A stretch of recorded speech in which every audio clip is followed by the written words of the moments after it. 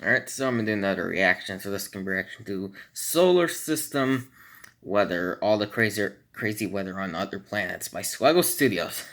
I've been waiting for Swegle to upload for quite a while, so it's finally back for another video. So let's check this out. Between March 15th and March 18th of 2023, something insane happened on the surface of the sun. A plasma tornado, which looks Yeah. absolutely ridiculous. But not only that, on April 27th, 1999, the Hubble Space Telescope pointed its lens towards Mars and saw this: a Martian hurricane. Wow. What?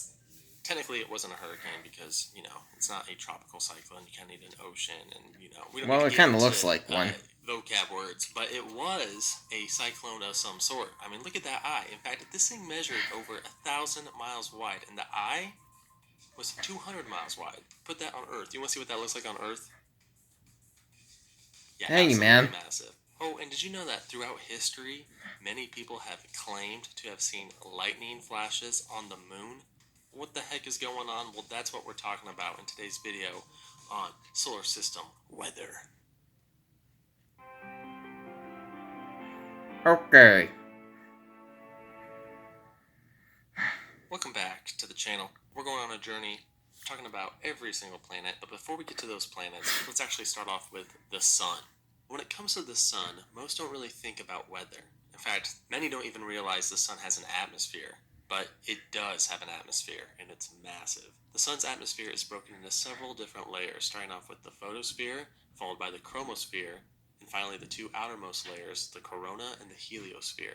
The heliosphere is so large that it actually stretches out into interstellar space. Now, what's Wow. interesting about the sun's weather is that it impacts the entire solar system. This is why scientists prefer the term space weather over solar weather, as the sun's weather doesn't really stay within its boundaries but actually gets shot out all over the solar system. Solar storms include both solar flares and corona mass ejections. This is when the sun shoots out massive bursts of plasma and particles. And if these storms are directed towards Earth, they can cause a geomagnetic storm. Geomagnetic storms are the result of solar winds interacting with our magnetosphere, and that's how we get beautiful auroras. Large So that's how. geomagnetic storms Yeah, can that's how actually pose those a form. threat to our well-being. In fact, on September 1st, 1859, a massive solar storm hit the Earth in what is known as the Carrington event. Telegraph wires were fried, auroras were seen as far south as Mexico. If the Carrington event happened today, it would do all sorts of damage to our electrical systems. Satellites would be damaged, communication systems would go down, there would be blackouts. It would not be good. And this actually almost happened in 2012. There was a massive solar storm Yeah, that I just do barely remember that. missed us. So we have solar winds and we have solar storms. But let's go back to solar tornadoes. From time to time, solar tornadoes have been known to crop up on the surface of the sun. In March of 2023, a massive solar tornado formed towards the sun's north pole. The height of this tornado was 110,000 miles, or about 14 Earths, which is insane.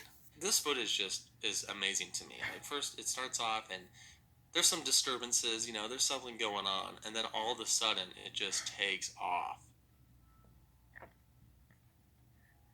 Man. Such a sweet piece of footage. Speaking of tornadoes, Mercury also has tornadoes, but not the kind you're thinking of. But before we get to said tornadoes, let's just take a quick look at Mercury. Yeah, not much is going on in terms of weather, considering it barely has an atmosphere. But scientists did discover an interesting tornado-related phenomenon. Like Earth, Mercury also has a magnetosphere, but Mercury's magnetosphere is weak. So weak that sometimes it has massive holes. These massive holes spiral down to the surface of the planet and take on the appearance of a huge magnetic tornado. These magnetic tornadoes expose Mercury's surface to the solar winds, so you wouldn't want to be chilling in, the eye of one of these tornadoes. Not that you'd really want to be chilling on Mercury in the first place, considering the surface temp on the dark side is negative 290 degrees Fahrenheit, and on the day side is 800 degrees Fahrenheit. I don't know if you could find a sweet spot, in the shaded area, kind of on the edge of the day and night cycle. You can find a perfect temperature there. Probably not. We're moving on. Now, Mercury didn't offer much in terms of weather, considering it has no atmosphere. But our next planet, Venus, has all sorts of insane weather. The climate on Venus is not fun. Surface temperatures are around 900 degrees, and the atmospheric pressure on the surface is about 90 times more than Earth.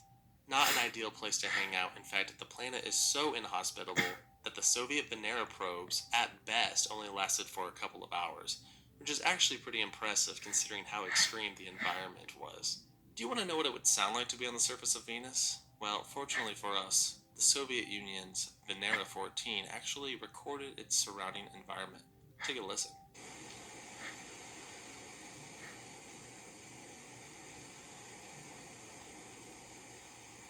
The clouds on Venus are Hmm. quite unique, as they are mostly composed of sulfuric acid droplets. Venus also has acidic rain.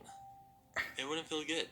The Yeah. clouds on Venus look very similar to towering cumulus clouds here on Earth and cover almost the entire Venusian surface. They are also highly reflective, which is why Venus is so incredibly bright in our night sky. The only Hmm. objects in the night sky brighter than Venus are the Sun and the Moon. And I guess, technically, the occasional great comet. And I guess if Betelgeuse went supernova, or if there was a supernova, that would be super bright too. But you know what I mean. Perhaps the most Yeah. interesting weather anomalies on Venus are its two polar vortices.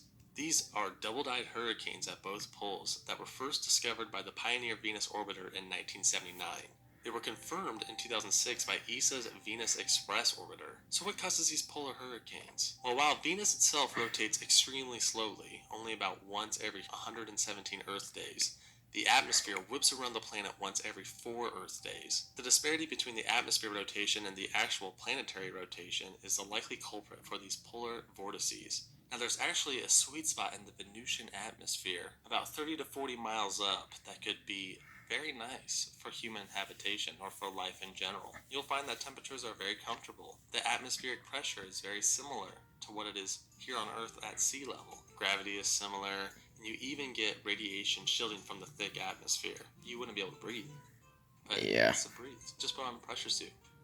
You could build another cloud city. It'd be sick. Next up, we travel to Earth.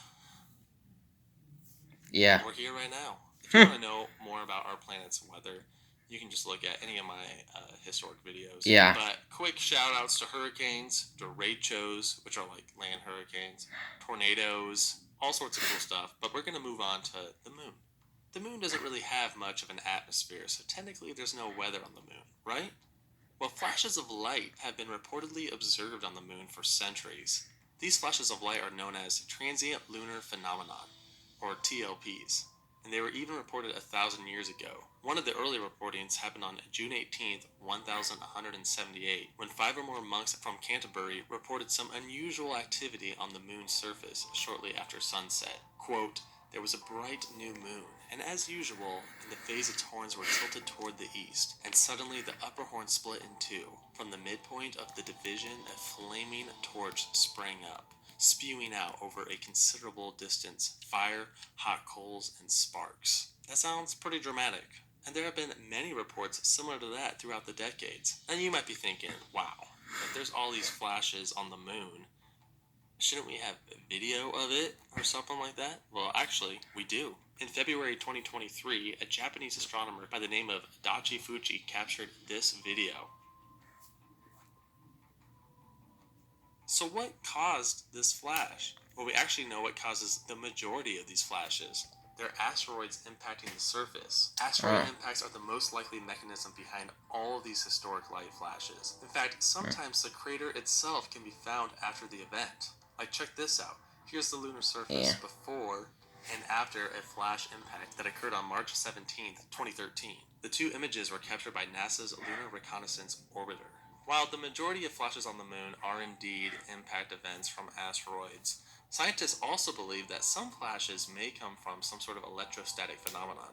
These lightning flashes occur when gas or dust clouds extend from the surface and give rise to electrostatic discharges. Back to that monk story from earlier, it is believed that the Giordano Bruno crater could have been related to that event, and that would have been pretty epic to see. We are continuing forward to the planet Mars. Mars is probably best known for its large, planet-wide dust storms. Here on Earth, dust storms are pretty localized to specific regions or deserts.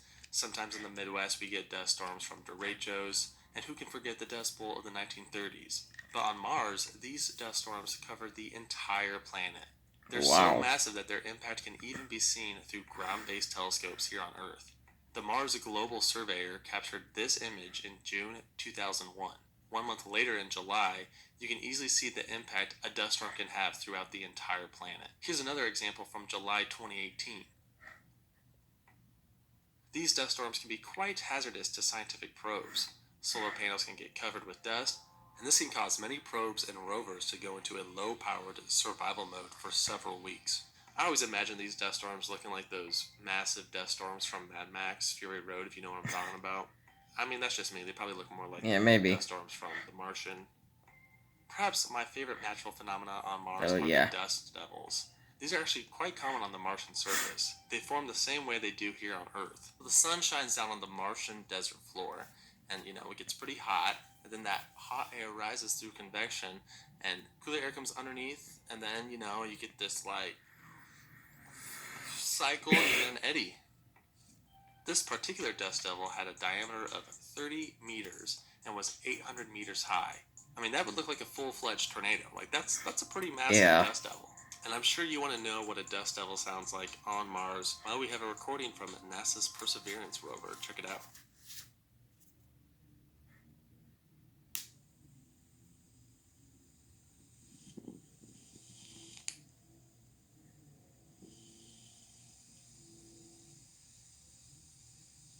I have a bone to pick. Why can't we get an actual video of one of these?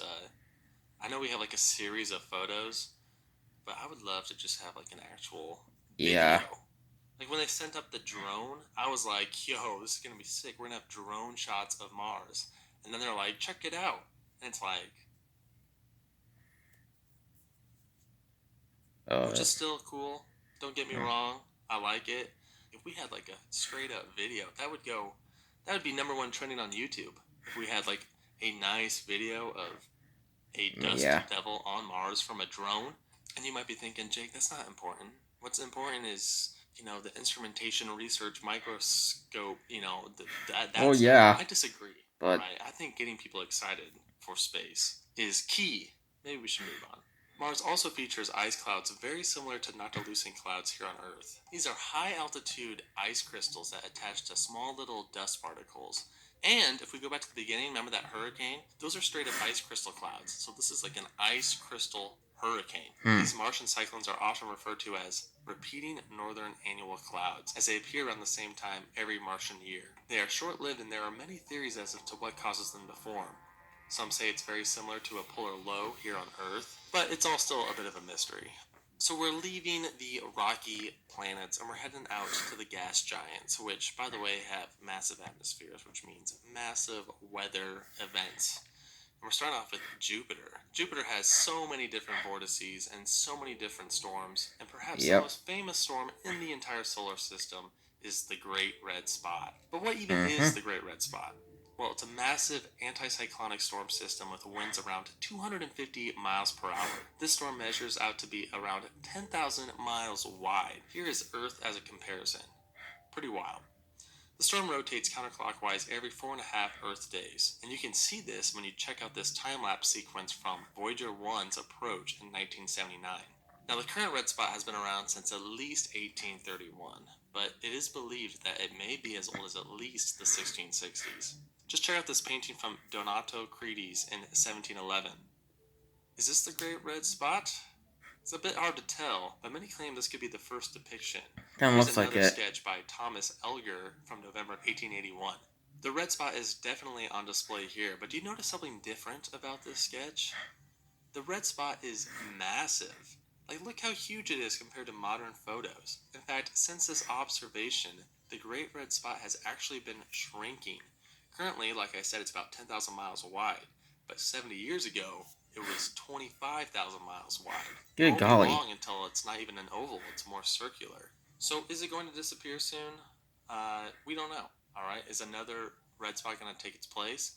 Perhaps. Who knows? Back in 2000, 3 smaller white spots actually merged together and created a smaller red spot, known as Red Spot Junior or Oval BA. Oval BA is actually still around today. Here's an image of both storms by the Juno spacecraft in 2018.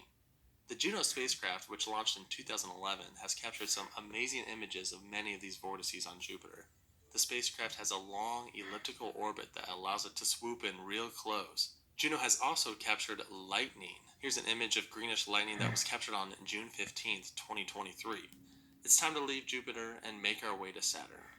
When you first look at Saturn, it looks completely different from Jupiter. There's hardly any vortices. But if you take a closer look, Saturn actually has a ton of extreme weather. Every Saturn year, aka every 28 Earth years, large white vortices appear on Saturn's surface. These are often referred to as great white spots, and they usually last for about 3 Earth years. When the vortices collapse, they stretch out across Saturn's entire atmosphere and can eventually circle the entire planet. Like Venus, Saturn also has massive vortices at both its north and south pole. Starting off with the South Pole, here are some images captured by Cassini in 2006 and in 2008. It has an eye wall that is 43 miles high and 5,000 miles wide. This storm seems to be stationary with the winds around 340 miles per hour, so higher winds than the red spot. Of course, the North Pole has a famous hexagon shape and also features a massive cyclone of its own in the center. Cassini captured this image on November 27, 2012, and if you zoom in to the central cyclone, you can see this. Wow. This is one of my favorite planetary photos in existence. It's just absolutely insane. Cassini also captured images of flashing lightning in 2010. We are going to move on to the final 2 planets, Uranus and Neptune. And we're going to start with Neptune. In 1989, the Voyager 2 spacecraft approached Neptune and saw a dark spot, which has been known as the Great Dark Spot.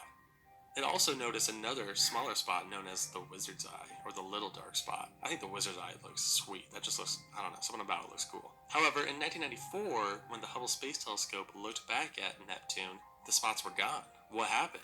Well, it turns out that Neptune storms are much shorter lived compared to Jupiter's. In fact, it's believed that half of the time, Neptune doesn't have any storms at all. Neptune does have the most extreme weather in the solar system, though. 1,500 mile per hour winds. That's insane. Good grief. Uranus is very similar to Neptune, where every once in a while dark spots appear. But not much is really known about these 2 planets because they're so far away and our only access to them is through the Hubble Space Telescope. So hopefully we can send a probe out there soon to get more info. Pluto. I'm not going to forget about you, Pluto.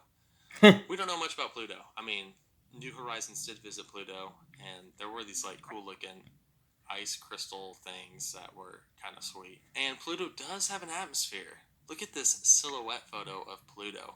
You can see an actual atmosphere. That's so sick.